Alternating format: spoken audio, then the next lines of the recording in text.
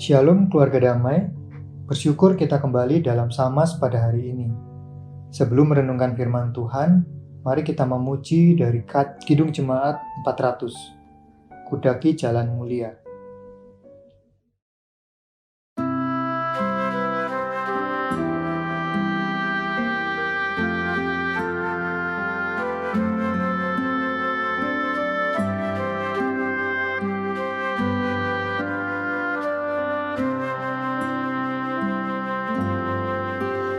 Kudaki jalan mulia, tetap doaku inilah, ke tempat tinggi dan teguh, Tuhan mantapkan langkahku. Ya Tuhan, angkat diriku lebih dekat kepadamu, di tempat tinggi dan teguh, Tuhan mantapkan langkahku.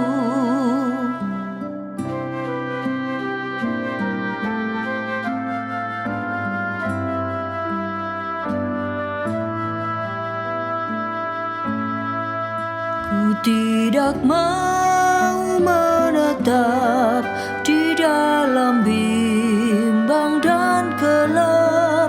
Rinduanku, tujuanku, tempat yang tinggi dan teguh.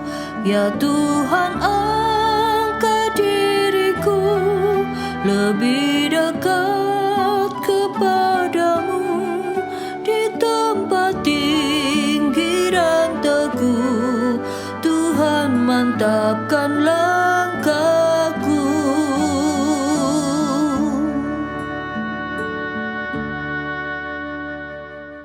Mari kita berdoa. Tuhan Allah Bapa kami, terima kasih untuk kesempatan hari ini kami boleh kembali merenungkan firman-Mu.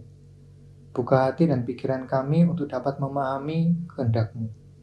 Amin. Tema renungan pada hari ini adalah kebangkitan kita. Bacaan dari 1 Korintus 15 ayat 20 sampai 28. Saya akan bacakan untuk kita semua. 1 Korintus 15 20 sampai 28. Tetapi yang benar ialah bahwa Kristus telah dibangkitkan dari antara orang mati, sebagai yang sulung dari orang-orang yang telah meninggal. Sebab sama seperti maut datang karena satu orang manusia, demikian juga kebangkitan orang mati datang karena satu orang manusia. Karena sama seperti semua orang mati dalam persekutuan dengan Adam, demikian pula semua orang akan dihidupkan kembali dalam persekutuan dengan Kristus. Tetapi tiap-tiap orang menurut urutannya. Kristus sebagai buah sulung, sesudah itu mereka yang menjadi miliknya pada waktu kedatangannya. Kemudian tiba kesudahannya, yaitu bila mana ia menyerahkan kerajaan kepada Allah Bapa. Sesudah ia membinasakan segala pemerintahan, kekuasaan, dan kekuatan. Karena ia harus memegang pemerintahan sebagai raja, sampai Allah meletakkan semua musuhnya di bawah kakinya. Musuh yang terakhir, yang dibinasakan, ialah maut. Sebab segala sesuatu telah ditaklukkannya di bawah kakinya. Tetapi kalau dikatakan bahwa segala sesuatu telah ditaklukkan, maka teranglah bahwa ia sendiri yang telah menaklukkan segala sesuatu di bawah kaki Kristus itu tidak termasuk di dalamnya. Tetapi kalau segala sesuatu telah ditaklukkan di bawah Kristus, maka ia sendiri sebagai anak akan menaklukkan dirinya di bawah Dia, yang telah menaklukkan segala sesuatu di bawahnya, supaya Allah menjadi semua di dalam semua. Demikian firman Tuhan. Keluarga damai, kata sulung seringkali merujuk pada buah sulung dalam musim panen. Metafora ini cukup kaya makna. Buah sulung berarti tanda keberhasilan panen. Buah sulung akan diikuti oleh buah-buah yang lain.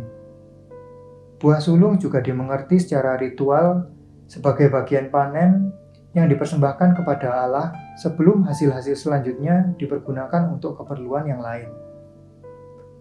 Metafora buah sulung di ayat 20-23 memang tidak terfokus pada makna kronologis.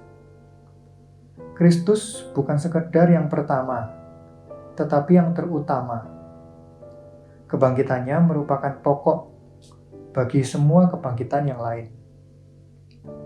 Di dalam 1 Korintus 15 ayat 20-28, penyebutan kebangkitan Kristus sebagai buah sulung tidak mengandung arti ritual, bukan pula sekedar keterangan kronologis bahwa Kristus adalah yang pertama. Yang ditekankan adalah Kristus sebagai pokok kebangkitan. Kebangkitannya menjadi jaminan bagi kebangkitan-kebangkitan yang lain. Dari sisi waktu, Kristus memang bukan orang pertama yang dibangkitkan oleh Allah. Ada banyak orang yang sudah mendahului Kristus dalam kebangkitan, baik di Perjanjian Lama maupun Perjanjian Baru. Jadi, keunikan kebangkitan Kristus tidak terletak pada keunggulan secara kronologis. Paulus tidak mengatakan bahwa Kristus adalah yang sulung dari orang-orang yang dibangkitkan, melainkan dari orang-orang yang telah meninggal.